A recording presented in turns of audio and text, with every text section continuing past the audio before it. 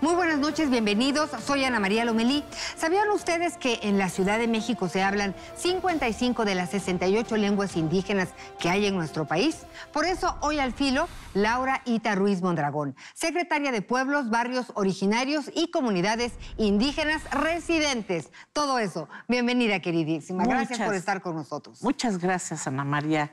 Lo primero que quisiera hacer es saludarte en mi lengua materna. Por favor. Bignasi Yona Inenaya Kutauna. ¿Qué es la lengua? Mixteca, una de las variantes de la lengua mixteca. Es que esa es otra. Tenemos 68 lenguas indígenas, pero más de 300 variantes.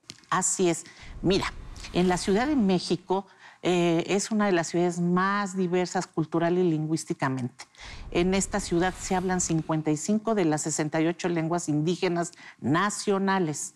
Entonces, en esta ciudad se habla prácticamente el 70% de las lenguas indígenas del país.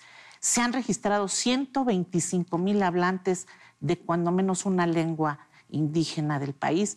Y en la ciudad encontramos además de hablantes de náhuatl, de mixteco, zapoteco, otomí, que son las lenguas más habladas. También encontramos hablantes de lenguas que están en alto riesgo de desaparición.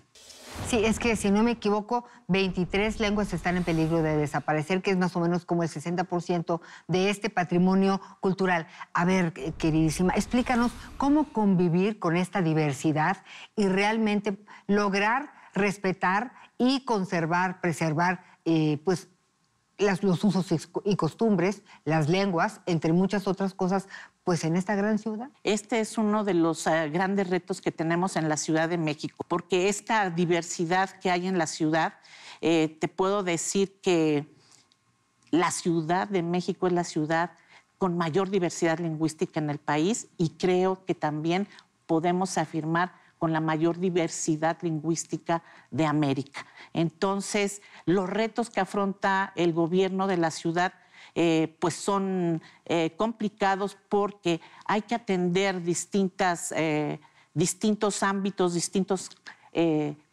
problemas, asuntos que presentan las lenguas.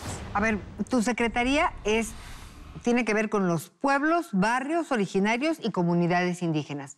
¿Cuál es la diferencia en estas tres palabras? Mira, la diferencia es, durante muchos años, ¿sí? Hubo luchas de los pueblos indígenas para ser reconocidos en la legislación nacional.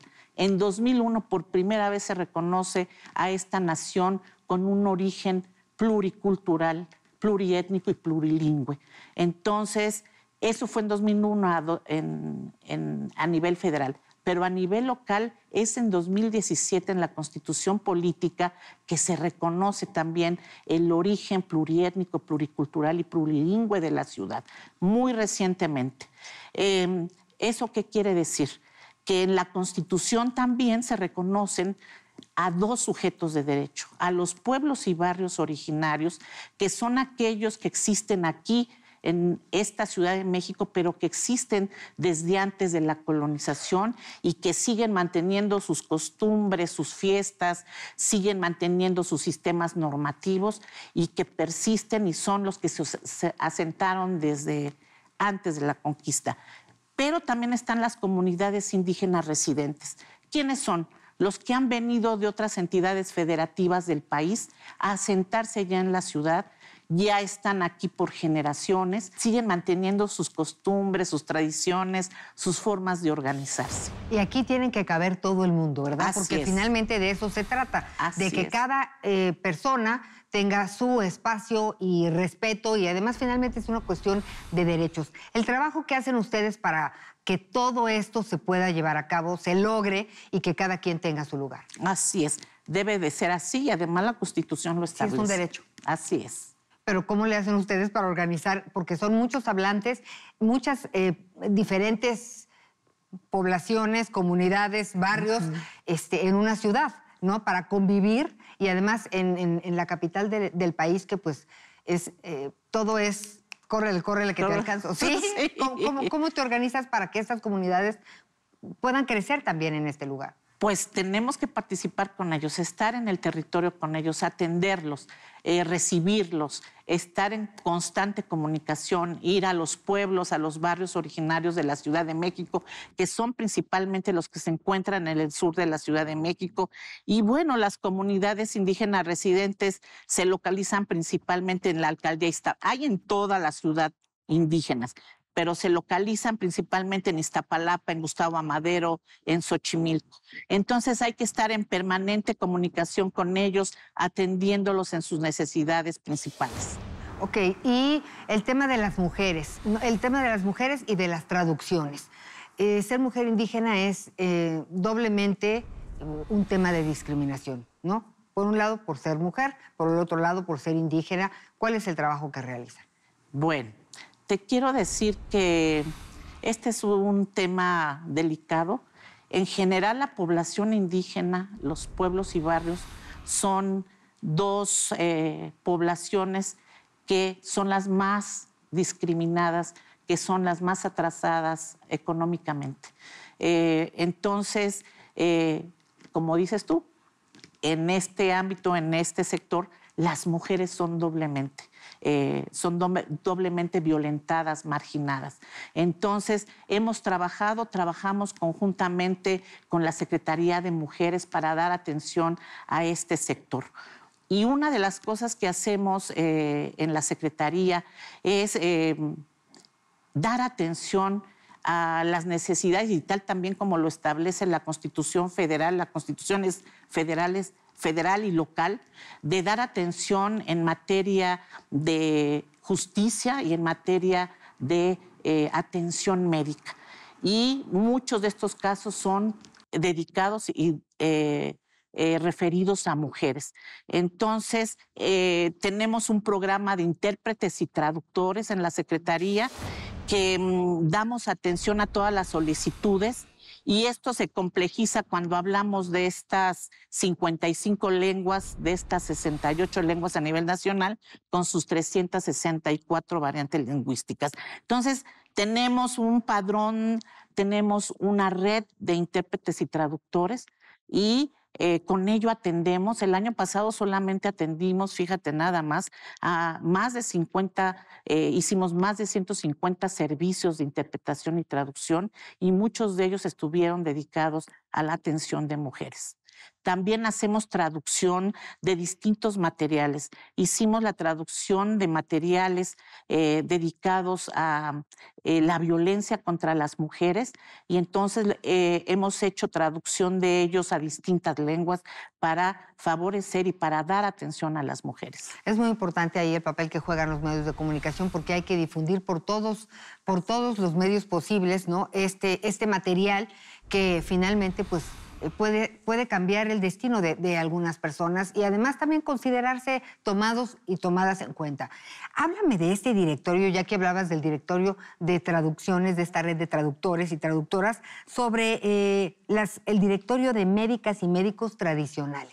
Bueno, mira, también uno de los derechos que hay en la Constitución de la Ciudad de México es dar atención y reconocer a estos médicos tradicionales que principalmente funcionan en los pueblos y barrios originarios.